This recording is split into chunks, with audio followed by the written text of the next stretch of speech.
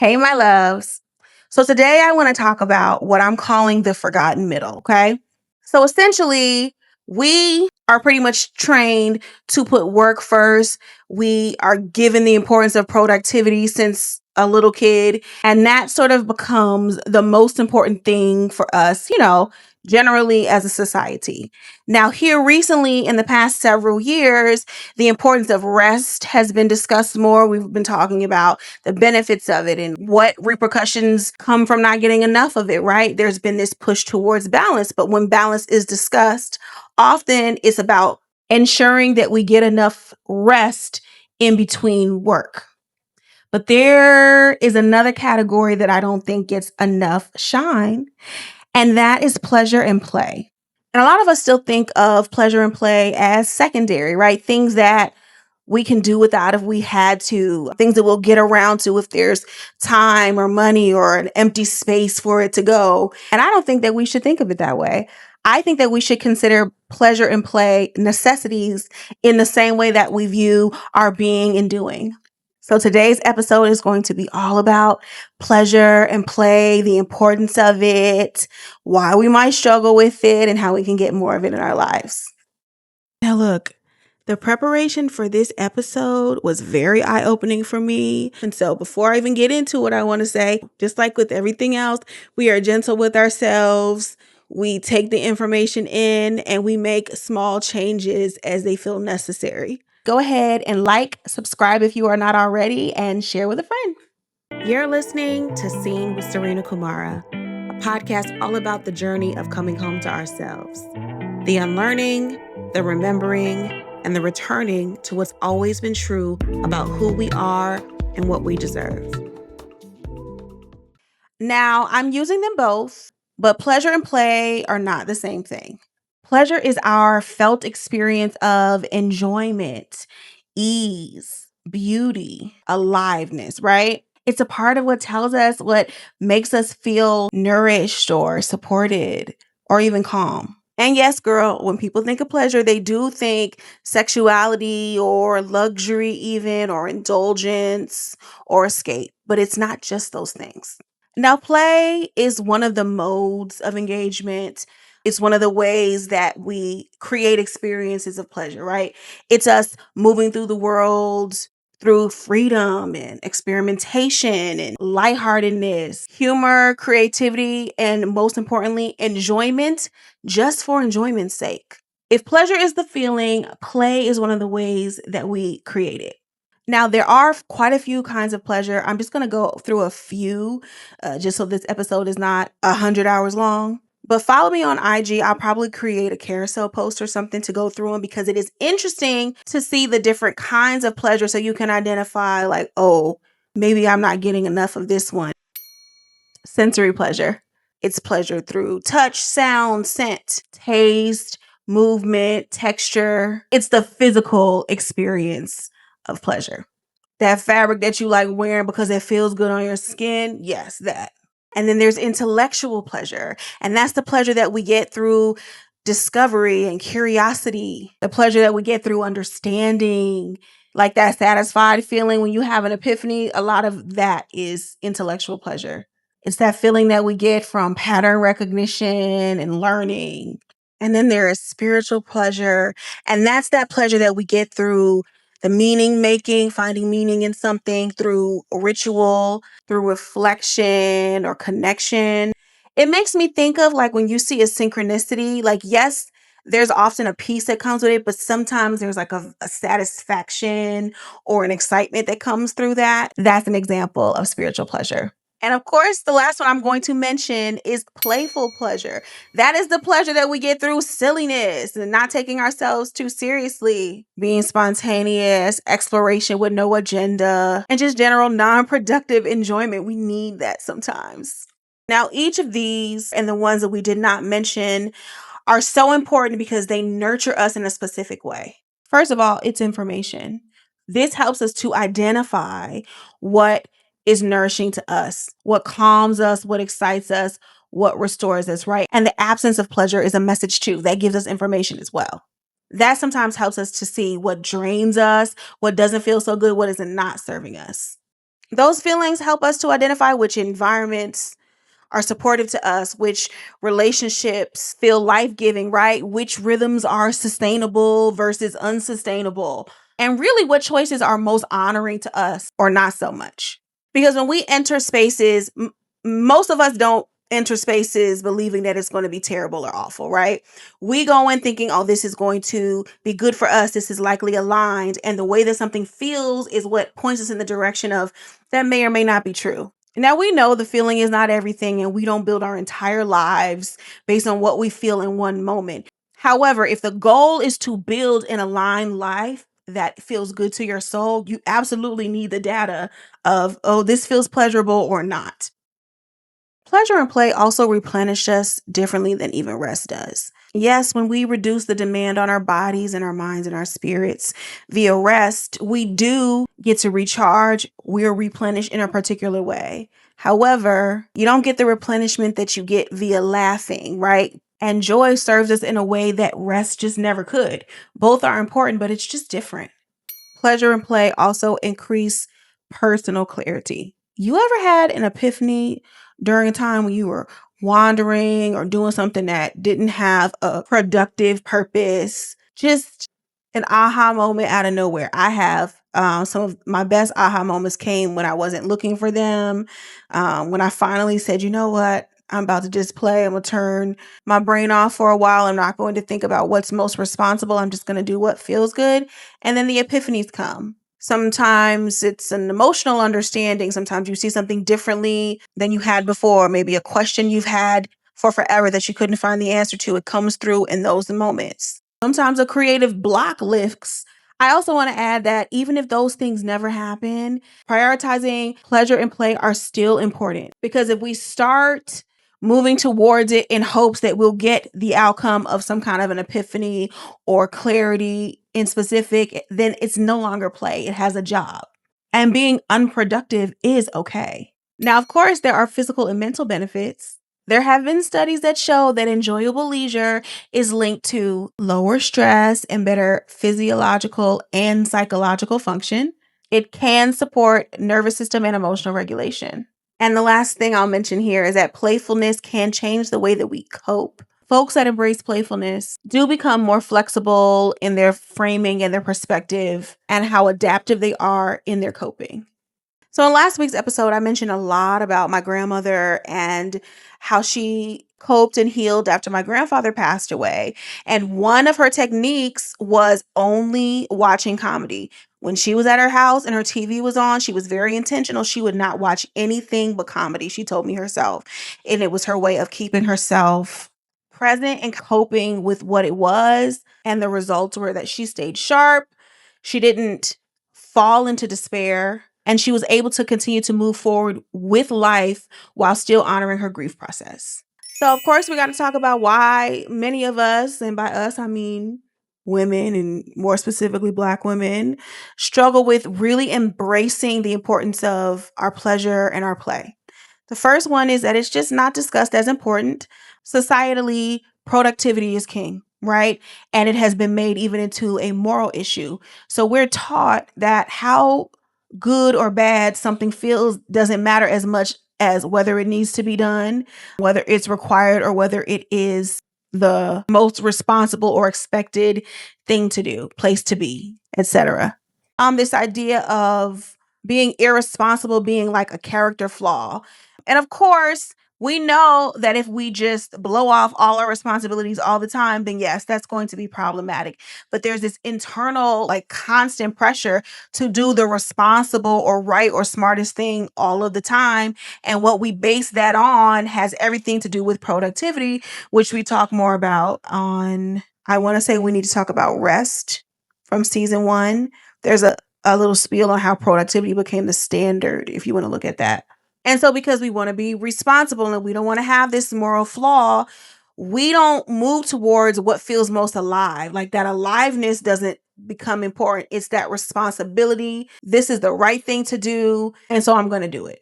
Some of us, and specifically girls and women, are conditioned to be distrustful of our softness and our pleasure and our desire. So in religious spaces, there's conversations around not being able to trust your flesh and that, not being able to even trust your heart, that that's a liar as well. And even sometimes a conversation leads us to believe that when something feels pleasurable, that's an indication that we should move into the other direction because it feels too good to us. And so what that leads to is us subconsciously choosing the harder route or the thing that feels more challenging because there's either more moral payoff or it's more comfortable, because even if we don't think of it consciously, we are moving away from pleasure. We are trying not to censor it because we believe morally that is the wrong thing to do. It's the wrong thing to do to choose what feels good solely because it feels better.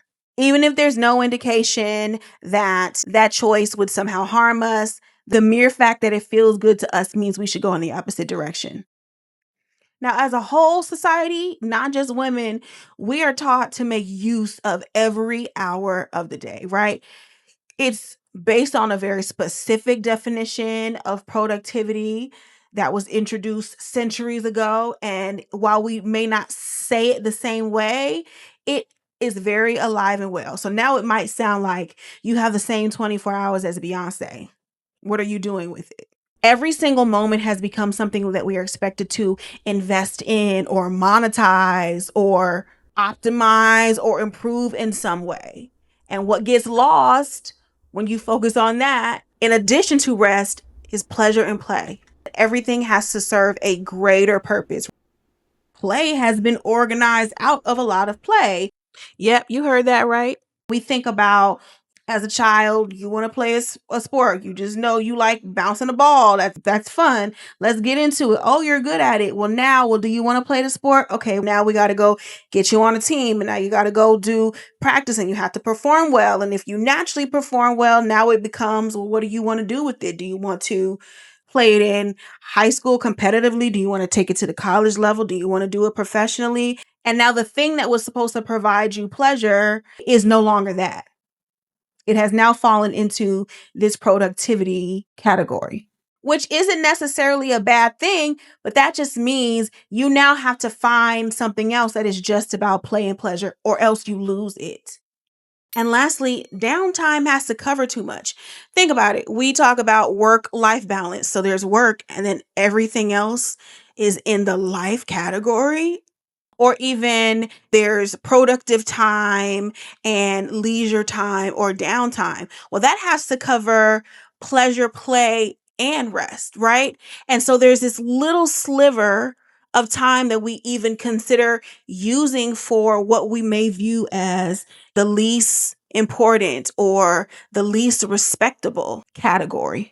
Because that's a part of it too. If you feel irresponsible, if someone asks you to do something or to be a part of something, or there's an opportunity for work or making more money, and you say, no, I'm going to go use this time for play instead, you would have to really see the value in play in order to do that. And many of us don't. Now, we keep it very real around here. So some of you are going to take a look at your practice in your own life and realize, you know what? My limitations were really only in the weight I gave pleasure and play in my own life. And I really do have much more wiggle room and time and effort and energy to put towards creating a more sustainable practice, right? And then there will be some of us that hear this and look at ourselves and realize, no, I really do not have a ton of wiggle room or time or energy to spend creating a more extravagant focus on these things. And that's why my first tip is to ask, how can I make the mundane more pleasurable? Ask yourself throughout the day, the things that you have to do, the responsibilities that you hold, how can I make this feel better? Sometimes that means identifying that a task is not something that you actually have to do and that you cannot do it, or give it to someone else so that you can focus on a pleasurable activity. Sometimes it's just the realization, I can make the task feel better. The house has got to get clean. So is there something I can play in the background while that happens? Think about your mama playing Anita Baker while she cleans. Is it playing, an audio book? Is it about utilizing the cleaning products that smell better? For some people that sounds frivolous, but that really has a role. The next thing is, how can you just practice Playfulness. Where can you choose to not take it so seriously? Is there a choice that you can make that allows you to move through life a little more lightheartedly, or at least a situation or a scenario? Where can we add a little novelty, a little more beauty, right? People might have jokes, but yes, that pen writes, but this one writes the way you like it and it's prettier. You want to increase your journaling? Maybe get the prettier journal. Societally, we look at those things as frivolous. What if they are more effective and important than we are giving credit to? Now, one thing that we can all do is eliminate false pleasure. Those are the things that we do that we're supposed to be about feeling good, that are supposed to nourish us, that just don't. The example is, you like this restaurant. You allow yourself to go to this restaurant once a month. The person you go with goes because it's your favorite restaurant, but they maybe complain the whole time. And you find, oh, I'm not able to savor this experience. This is not actually feeling good. This is what I'm calling fake pleasure. I'm not actually experiencing the feeling of pleasure, although I'm investing time and energy as if that's going to be the result I receive. Let me eliminate that. Or, you know what? I'm giving myself some downtime to just watch TV, but you're continuing to watch things that make you sad, scared, or angry all the time. And you realize this is jacking my nervous system up. This is not really that pleasurable anymore. Let me, choose a different show. Like, those are the kinds of things that we pay attention to. It's designed to be pleasure, but is it actually pleasurable? If not, then you eliminate it. And boom, there's more time for real pleasure. I'd also suggest choosing leisure on purpose, even if it's not efficient, even if it doesn't make the most sense, right? I always think of driving. I actually very much enjoy being on the road. However, it's gotten to the point where I don't love driving that much because here in Dallas, the roads are very ugly and everything is under construction every single day. However, there have been times where I have found more scenic routes. They take longer. They are more mileage, which means they low-key use more gas. And I guess now is not the time for that. But my nervous system is calmer. I get to my destination in a better mood and I feel good. Like, it's pleasurable to me to be on that road with the music versus the most efficient route being highly stressful and kind of knocking me off my square. I don't choose it every time, but I choose it sometimes. That's an example of answering, how can I make this feel better? And one of the most simple things that you can do is when you categorize things either in your mind or on your calendar or in your phone, separate rest from play. So that way you know what you've been getting enough of, where you need a little more intentionality, and you can plan around that. One of my strongest beliefs is what separates routine from ritual is intention. And you can ritualize so many things by setting the proper intention and moving within it. My best example is skincare. You got to wash your face at the end of the night.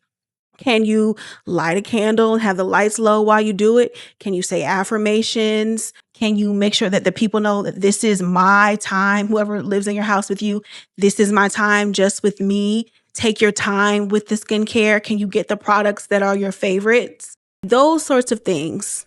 And in the spirit of Sankofa, which is the idea that we look back to help us to move forward, I'm going to share a little bit about how the people who came before us thought of pleasure and play. There are plenty of African tribes and civilizations, such as the Hausa people, that did not separate pleasure and joy and art and music from everyday life. It was integrated into their work and their market activities and the village drama.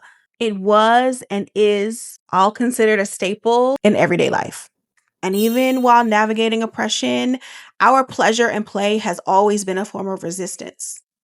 Even under segregation, we built beautiful and vibrant leisure worlds through visiting loved ones and organizing social functions and going to the beach and going to church and having a good time in church, because Black church is a very specific experience, and really just creating spaces for people to have a good time out of nothing. I even found some research around some of the fights to control their own leisure time during colonization in Ghana, the stigma that the people native to that land were lazy because of the way that they embraced leisure and play. So we know how to do it, and we always have, and we've always deserved it. So my challenge for you this week, my loves, choose one ordinary thing this week and find a way to intentionally make it feel better. And before we do the affirmation of the week, I wanted to add a little note. There is so much to unlearn and unpack and detangle from on this journey to building our most abundant, fruitful, pleasure-filled lives. So just take it one day at a time and be gentle with yourself. All right, y'all. This week's affirmation comes from Unapologetic Affirmations, 100 plus reminders of all that you are and all you deserve. Oh, and this affirmation is: any money I spend returns to me tenfold. I give myself permission to invest in the things that are important to me. I am confident I'll receive an exponential return.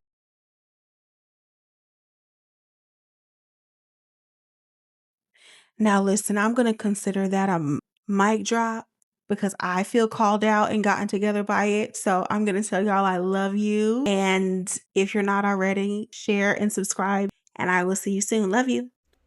Thanks for listening to today's episode. If you're watching on YouTube, subscribe, like, and drop a comment. And if you're listening on Spotify or Apple Podcasts, follow the show, leave a review, and share it with someone you love. You can find me on Instagram at Seen with Serena and at serenakumara.com. Until next time, be wildly, radically, and unapologetically good to yourself. Love you.